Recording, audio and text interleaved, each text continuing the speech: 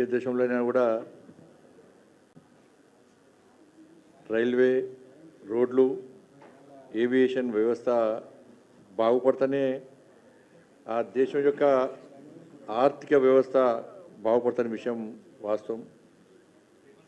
America లాంటి దేశాల్లో కూడా మొట్టమొదట ఈ 3 రంగాలనే బాగుపరిచిన విషయం అందరికి తెలుసు. దానివల్లనే ఆ దేశం అగ్రదేశమైంది. దాన్ని దృష్టిలో పెట్టుకునే భారతదేశాన్ని అగ్రరాజ్యంగా మార్చాలని చెప్పి, విశ్వగురు స్థానంలో ప్రతిష్ఠించాలని చెప్పి ఏకైక లక్ష్యంతో నరేంద్ర మోడీ గారి ప్రభుత్వం ఆయా రంగాలపై ప్రత్యేక దృష్టి సారించి 70 సంవత్సరాల స్వాతంత్ర భారతదేశ చరిత్రలో ఎన్నడూ లేనంతగా అత్యధిక నిధులు ఇస్తున్న విషయం వాస్తవం. దేశంలో అన్ని రాష్ట్రాలకు ఏ విధంగా ఇస్తుందో ప్రత్యేకంగా తెలంగాణ రాష్ట్రాన్ని కూడా అభివృద్ధి చేయాలనే లక్ష్యంతో ఈ దేశం అభివృద్ధి చెందాలంటే అన్ని రాష్ట్రాలు అభివృద్ధి చెందాలి, రాజకీయాలకు అతీతంగా అన్ని రాష్ట్రాలను అభివృద్ధి చేస్తేనే దేశం బాగుపడుతుందనే విషయాన్ని దృష్టిలో ఉంచుకొని రాజకీయాలను పక్కబెట్టి ఈ గత 10 ఏళ్లలో మోడీ గారి నేతృత్వంలో శ్రీ నితిన్ గడ్కరీ గారి యొక్క సారథ్యంలో తెలంగాణకు రోడ్ల విస్తరణ కోసము 1,00,000 కోట్ల రూపాయలను కేటాయించడం జరిగింది. ఇవాళ గతంలో గుంతల రోడ్లతోని ఏ ప్రాంతాలకు పోవాలన్నా కూడా 4-5 గంటలు ప్రయాణం చేయాల్సిన పరిస్థితుల్లో నరేంద్ర మోడీ గారి ప్రభుత్వం యొక్క సహకారంతో ఏ ప్రాంతానికైనా 2 గంటల వ్యవధిలో కూడా ఇవాళ ఈజీగా పోతున్నామంటే అది నరేంద్ర మోడీ గారి యొక్క ఘనత అన్న విషయం మనకు తెలిసిన. అంతేందుకు 18,000 కోట్ల రూపాయలతోనే ఇవాళ త్రిపురార్ నిర్మిస్తున్న విషయం వాస్తవం. దాంతోపాటు నేషనల్ హైవేస్తో పాటు గ్రామాల్లో గ్రామీణ సడక్ యోజన విషయంలో కానీ, సిఆర్ఎఫ్ నిధులతో కానీ అనేక నిధులను గ్రామం నుంచి నగర స్థాయి వరకు రాష్ట్ర రాజధాని వరకు కూడా అన్ని రోడ్లను నిర్మిస్తున్నటువంటి ప్రభుత్వం కేంద్ర ప్రభుత్వం. అనేక రకాల నిధులతోని వివిధ పథకాల ద్వారా. రైల్వేల విషయానికి వస్తే గతంలో ఎన్నడూ లేని విధంగా ఈ 10 ఏళ్లలో 32,000 కోట్ల రూపాయలు ఖర్చు చేసినాం రైల్వేస్ కోసం. కొత్త రైల్వే ప్రాజెక్టులు కానీ, రైల్వే నిర్మాణాల కోసం కానీ. కేవలం ఈ ఒక్క ఏడాది బడ్జెట్లోనే 5,336,000 కోట్ల రూపాయలను రైల్వే నిధుల కోసం ఇలా కేంద్ర ప్రభుత్వం కేటాయించి తెలంగాణ రాష్ట్రానికి. ఇంత పెద్ద మొత్తం చరిత్రలో, దేశ చరిత్రలో, ఉమ్మడి ఈ తెలంగాణ చరిత్రలో ఎప్పుడు కూడా ఇంత పెద్ద మొత్తంలో నిధులు కేటాయించిన ఘనత ఎవరికి లేదు. కేవలం నరేంద్ర మోడీ ప్రభుత్వము ఇలా 10 ఏళ్లలో 32,000 కోట్ల రూపాయలు, ఈ ఒక్క ఏడాదిలోనే రైల్వే బడ్జెట్లోనే 5,336,000 కోట్ల రూపాయలను ఇవాళ తెలంగాణకు కేటాయించడం జరిగింది. ఇలా సికింద్రాబాద్ చూడండి, ఇవాళ సికింద్రాబాద్ రైల్వే స్టేషన్ 720 కోట్లతోని సికింద్రాబాద్ రైల్వే స్టేషన్ను ఏ విధంగా అద్భుతంగా తీర్చిదిద్దామో, ఇలా వరల్డ్ క్లాస్ నెంబర్ 1గా ఎట్లా చేస్తామో ఒకసారి మనం ఆలోచించాల్సిన అవసరం ఉంది.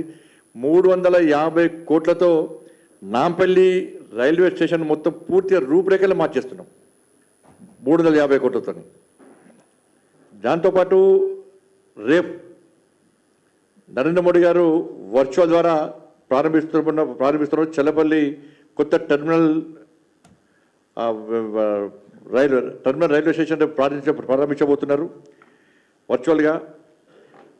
రెగ్యులర్గా రేపటి నుంచి 24 ట్రైన్స్ చెల్లపల్లి నుంచి రాకపోక సాగించబోతున్నాయి.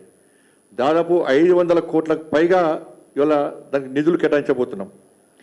గూడ్స్ రైలు అన్నీ కూడా ఇదే ప్రాంతం నుంచి ఇవాళ ప్రారంభం కాబోతున్నాయి. కాబట్టి ఇప్పటికే అమృత్ కింద 44 రైల్వే స్టేషన్లను ఆధునీకరించడం జరిగింది. తెలంగాణ రాష్ట్రంలో కూడా అనేక రైల్వే స్టేషన్లు ఉన్నాయి. 44 రైల్వే స్టేషన్లను ఇవాళ ఆధునీకరించబోతున్నాం. 5 వందే భారత్ ట్రైన్లను కూడా మనం ప్రారంభించడం జరిగింది. ఇవాళ వందే భారత్ ట్రైన్ ద్వారా ప్రజలకు ఎంతో ఉపయోగపడే విధంగా ఇలా కేంద్ర ప్రభుత్వం సహకరించి వస్తున్నది. ఇన్ని రకాలుగా తెలంగాణ రాష్ట్రానికి కేంద్ర ప్రభుత్వం నరేంద్ర మోడీ గారి నేతృత్వంలోని ఎన్డీఏ ప్రభుత్వం భారతీయ జనతా పార్టీ ప్రభుత్వం సహకరిస్తూ తెలంగాణ అభివృద్ధికి సహకరిస్తుంటే కాంగ్రెస్ పార్టీ మాత్రం డైవర్షన్ పాలిటిక్స్తో ఇలా 70 ఏళ్ళుగా ఈ దేశాన్ని ఏ విధంగా అబద్ధం మాటలతో మోసం చేసిందో కాంగ్రెస్ పార్టీ, తెలంగాణ రాష్ట్రాల్లో కూడా ఉన్నటువంటి కాంగ్రెస్ ప్రభుత్వం కాంగ్రెస్ పార్టీ నాయకులు ఇలా 6 గ్యారెంటీలతోని ఏ విధంగా మోసం చేస్తున్నారో ఒక్కసారి ఆలోచించాల్సి ఉంది. ఇలా ప్రజలు 6 గ్యారెంటీ గురించి ప్రశ్నిస్తారని చెప్పి భయపడ్డటువంటి కాంగ్రెస్ పార్టీ ఇలా ఎమోషనల్ పాలిటిక్స్ను తెరపై తీసుకొచ్చి ఏడాదిగా ఇలా టైంపాస్ పాలిటిక్స్ చేస్తూ ఉన్నది. ఒక్కొక్కసారి ఒక్కొక్క విషయాన్ని ముందు తీసుకొచ్చి ఇలా ప్రజల దృష్టి మళ్లించే ప్రయత్నం చేస్తున్నారు. ఒకసారేమో కాళేశ్వరం మీద కమిషన్ అంటారు, ఒకసారేమో ఒక నెల రోజుల పాటు ఫోన్ ట్యాపింగ్ అంటారు, ఒక నెలల పాటు ఫామ్ హౌస్ కేసు అంటారు, ఒక నెలల పాటు డ్రగ్స్ కేసు అంటారు. ఇవి వాళ్ళ కొత్తగా ఫార్ములా ఈ కార్ రేస్ కేసు మళ్ళీ స్టార్ట్ చేశారు. ఇప్పుడు ఇది ఏంటంటే 6 గ్యారెంటీల మీద ప్రజల దృష్టి మళ్లించడంలో లేదా ప్లాన్ ఇది. గతంలో కేసీఆర్ ప్రభుత్వం చేసింది ఇదే. ఇలా కాంగ్రెస్ పార్టీ ప్రభుత్వానికి మోసం చేయడంలో గురువు కేసీఆర్. వీళ్ళు ప్రజల సమస్యలను 6 గ్యారెంటీలను ఏ విధంగా పరిష్కరించాలని చెప్పి, ఏ విధంగా పాలన కొనసాగించాలని చెప్పి స్టడీ చేస్తలేదు, దాని గురించి పట్టించుకోలేరు. కేసీఆర్ గతంలో ఏ విధంగా 10 సంవత్సరాలు మోసం చేసిండు, ఏ విధంగా ప్రజలను నమ్మించిండు, వాగ్దానాలను విస్మరించి ప్రజలతో అయితే మళ్ళీ ఎట్లా మోసం చేసి ఎట్లా అనుకోబడ్డాడు, ప్రజలు ఏ విధంగా మోసం చేసిండో అని చెప్పి ఆ విషయంలో శిక్షణ పొంది తిరిగి సేమ్ మోసాలు ఇలా కాంగ్రెస్ పార్టీ చేస్తున్నది. వాళ్ళు ఎందుకంటే అధికారులు వాళ్ళే, నాయకులు వాళ్ళే, దానికి ఎలక్షన్లో సగం పొందున్నారు. ఆ బీఆర్ఎస్ పార్టీ ప్రభుత్వంలో ఏ విధంగా మోసం చేసిన అధికారులు వాళ్ళు దానిలో సగం మంది వీళ్ళ సంఖ్యలో ఏరారు. కాబట్టి ఏ విధంగా మోసం చేయాలనో ఇవాళ ప్లాన్ చేస్తున్నారు. ఇవాళ కేసీఆర్ అంతే, ఏదైనా ఇష్యూ వచ్చినప్పుడు టక్కన డైవర్ట్ చేస్తుండే దాని. మరి వెంటనే మళ్ళీ దాని గురించి చర్చ జరగదు. మీడియాలో బ్రేకింగ్ కానీ తెల్లారి హెడ్లైన్స్ కానీ మొత్తం కొత్త ఇష్యూ అది. రైతుల ఇష్యూ వచ్చినప్పుడు ఇంకో ఇష్యూ తయారు చేస్తుండే, ఇష్యూ క్రియేట్ చేస్తుండే, ఆయన తయారు చేస్తుండే చర్చ జరగకుండా. సేమ్ కాంగ్రెస్ పార్టీ ప్రభుత్వం కేసీఆర్ ఎట్లా చేసిందో సేమ్ అట్నే చేసే ప్రయత్నం చేస్తున్నది. వాళ్ళు ఇప్పుడు లోకల్ బాడీ ఎలక్షన్స్ ఉన్నాయి. లోకల్ బాడీ ఎలక్షన్స్ ఇలా తల మీదకి వచ్చాయని చెప్పి, ఎందుకంటే మార్చి లోపల ఎన్నికలు నిర్వహించకుండా లోకల్ బాడీ ఎలక్షన్ జరగకుంటే ఇలా 15th ఫైనాన్స్ నుంచి రావాల్సినటువంటి 2,000 కోట్ల రూపాయల నిధులు ఆగిపోతాయి. కాబట్టి ఎట్టి బస్సులో ఎన్నికలు జరపాలి. ఎన్నికలు గెలవాలంటే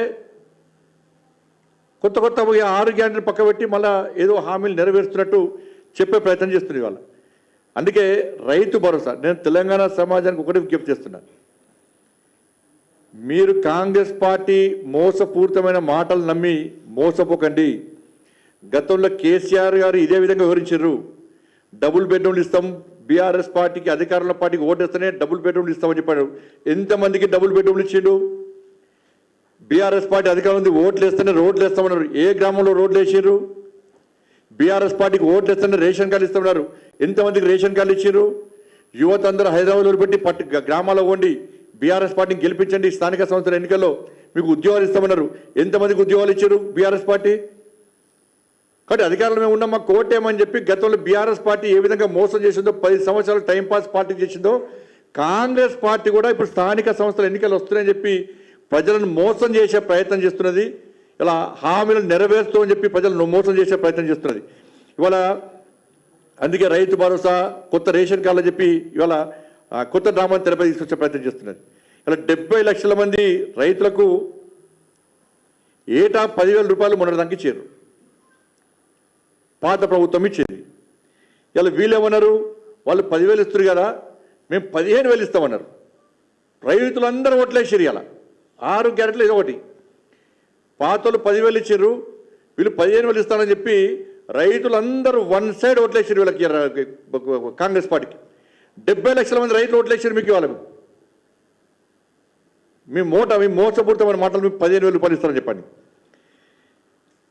ఇవాళ 15,000 చొప్పున ఇస్తామని చెప్పి హామీ ఇచ్చారు. సంవత్సరం నుంచి ఇప్పటికి పైసలు ఇవ్వాలి. వాళ్ళు ఒక్క పైసా ఇలా సంవత్సరం నుంచి టైం పాస్ చేశారు. ఇప్పుడు ఏమంటున్నారు, సంవత్సరం నుంచి ఇలా ఒక విడత పడాలి ఆల్రెడీ పల్లె. ఇప్పుడు ఏమంటున్నారు, అంటే ఒక విడత అంటే ఈ మూడోసారి వేయాలి అంటే 18,000 రూపాయలు ఇప్పటివరకు వేయాలి. ప్రపంచంలో ఏ మూల ఏ క్షణం ఏం జరుగుతుందో వేగంగా తెలుసుకోవడానికి తొలి వెలుగు వాట్సాప్ ఛానల్ని ఫాలో చేయండి.